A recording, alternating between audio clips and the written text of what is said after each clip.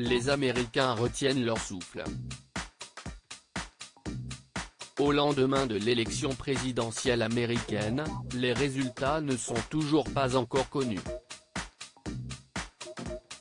À l'heure où l'on écrit ces lignes, les votes dans plusieurs États sont encore en train d'être dépouillés, notamment à cause du nombre impressionnant de bulletins arrivés par voie postale.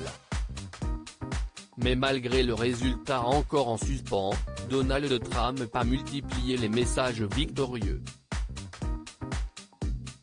Déjà dans la nuit du 3 au 4 novembre, l'actuel président des États-Unis a revendiqué la victoire dans plusieurs États clés, où les votes n'étaient pas encore dépouillés.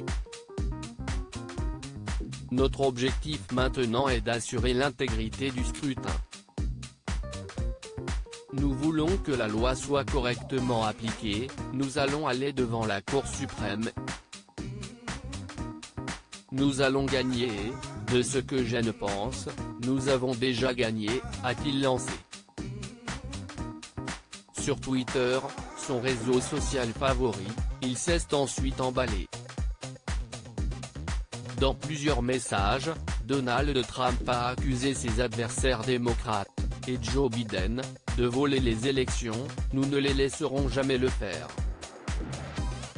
Les votes ne peuvent pas être émis après la clôture du scrutin. Rapidement, Twitter a modéré ses propos en ajoutant un message d'alerte. Une partie ou la totalité du contenu partagé dans ce tweet est contesté et susceptible d'être trompeuse quant au mode de participation à une élection ou à un autre processus civique, a écrit le réseau social sur le tweet du président. Lors d'une étonnante prise de parole, l'époux de Melania Trump a carrément menacé de saisir la Cour suprême. Rien ne va nous arrêter, si est une fraude, si est une honte. Nous étions prêts à remporter cette élection, a-t-il lancé. Nous allons nous tourner vers la Cour suprême des États-Unis, nous souhaitons que tous les décomptes soient arrêtés. Et ce mercredi 5 novembre, dans l'attente des résultats complets, Donald Trump a multiplié les tweets pleins de sous-entendus. Donald Trump dénonce des fraudes hier soir, je menais, souvent solidement, dans de nombreux États clés, dans presque tous les ceux dirigés et contrôlés par les démocrates, a écrit POTUS. Puis, un par un, ils ont commencé à disparaître comme par magie alors que les bulletins de vote par surprise étaient comptés. Très étrange. De lourdes accusations auxquelles Joe Biden a vite répondu, nous ne nous accorderons aucun répit jusqu'à ce que chaque bulletin de vote soit compté.